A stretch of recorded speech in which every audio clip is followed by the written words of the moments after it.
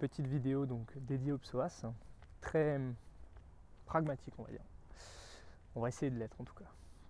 Donc le psoas, je ne sais pas si vous avez remarqué, mais c'est un muscle. Bon, déjà c'est très à la mode, hein, comme dans toute approche un petit peu non globale. On aime bien avoir des coupables. Mais au-delà de ça, prenons cet exemple-là du psoas et partons du principe effectivement que le psoas est un problème. Le psoas est un problème, donc qu'est-ce qu'on fait? On dit ah là là, le psoas il est trop tendu. Donc c'est possible, hein. C'est possible, effectivement, vous êtes joueur de foot, vous tapez, vous donnez des shoots à longueur de journée, effectivement là le psoas, il y a des chances qu'il soit pas forcément trop tendu, mais très tonique, quoi. Donc ça peut être intéressant de venir les tirer. Mais vous restez assis toute la journée. Pourquoi votre psoas serait donc hypertonique? Quel phénomène physiologique entraînerait une hypertension du psoas? Parce que ça entraîne effectivement un raccourcissement, c'est une chose. Que ça entraîne comment on appelle ça, une densité au niveau du psoas, c'est une chose. Que ça entraîne une diminution de l'influx nerveux vers le psoas, c'est une chose. Mais pourquoi est-ce qu'on aurait un psoas trop tendu si on ne s'en sert pas? Donc, en fait, ce que je vais vous proposer au travers de cette petite réflexion, c'est d'expérimenter quelque chose. Je ne vous demande pas de me croire pour parole, d'accord? L'expérience m'a montré que étirer une structure qui n'est pas suffisamment utilisée, c'est efficace, mais uniquement temporairement, c'est-à-dire qu'on va se retrouver avec un effet antalgique effectivement de l'étirement, mais de manière momentanée. Par contre, une stratégie qui est beaucoup plus efficace sur le long terme, c'est le renforcement ou en tout cas la stimulation du psoas. Donc, en gros, ce que je vais vous demander, je ne vous demanderai pas d'enlever vos étirements parce que les étirements ont quand même un effet antalgique très intéressant, mais ce serait d'augmenter l'efficacité de ces étirements, notamment de l'amplitude d'étirement et du soulagement, en commençant d'abord par des exercices de renforcement, d'accord, puis en finissant par les étirements. Puisque la problématique, comme je vous l'ai expliqué, c'est pas que le psoas est trop stimulé, c'est qu'on est assis toute la journée et qu'on ne s'en sert pas. Et je vois pas pourquoi le psoas particulièrement, on devrait ne pas s'en servir et que ce serait pas bien de s'en servir. Au contraire, le psoas c'est un muscle qui est vital, bon j'exagère un petit peu, mais qui est essentiel au bas du dos, donc il va falloir vous en servir. Donc comment est-ce qu'on s'en sert? Je vais vous proposer 3 exercices, d'accord?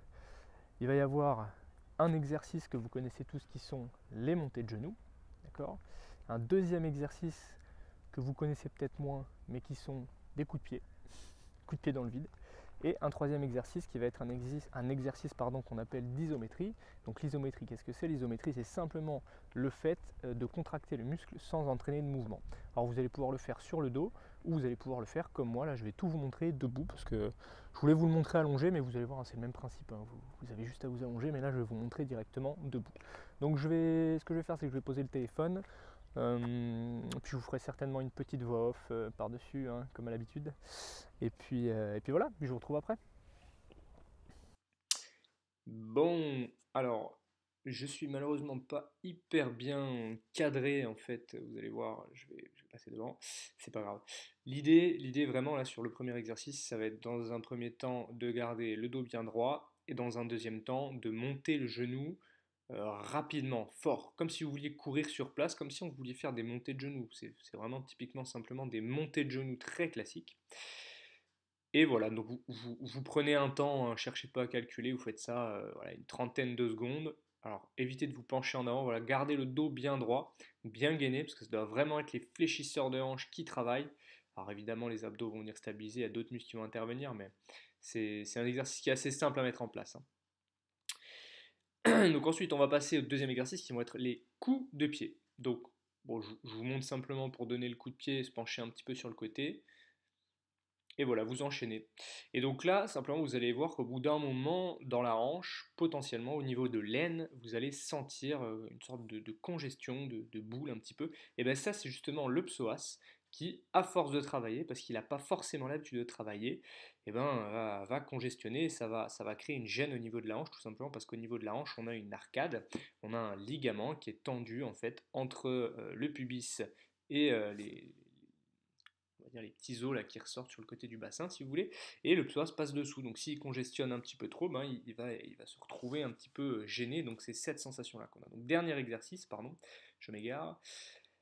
Vous levez le genou, vous tendez les bras et en fait vous allez remonter le genou contre résistance, contre vos mains. Et vous essayez vraiment de pousser le genou vers le bas en même temps que le genou est poussé contre les mains. C'est aussi simple que ça. Vous faites des séries de 10-15 secondes, pas besoin de faire plus, 3-4 fois de chaque côté, d'accord. Et vous allez voir qu'à la fin, ça va tirer, enfin ça va pas tirer, ça va congestionner un petit peu au niveau de l'aine, tout simplement. Allez, je vous retrouve tout de suite. Donc voilà, 3 petits exercices très simples à mettre en place. Je vous conseille d'enchaîner les 3, d'accord. Vous allez sentir au niveau de l'aine à un moment donné comme une petite gêne ou quelque chose, une boule, une congestion. Ben ça, c'est justement le psoas qui est un petit peu congestionné à la suite de ces exercices-là. Premier exercice, donc les montées de genoux, vous faites 30 secondes, allez 20 secondes pour commencer. Hein, vous montez pas trop fort, pas trop vite, voilà, vous montez le genou bien haut. Deuxième exercice, vous allez faire, donc c'est les coups de pied, vous allez faire 10 coups de pied. Et troisième exercice, vous allez faire 5 secondes de contraction 3 fois sur chaque genou. Et puis vous renouvelez ça une fois éventuellement. Je vous laisse me dire si vous avez des suggestions, des questions, des remarques, etc. dans les commentaires. Je vous laisse vous abonner à la chaîne et lâchez-moi un gros pouce bleu. Ciao!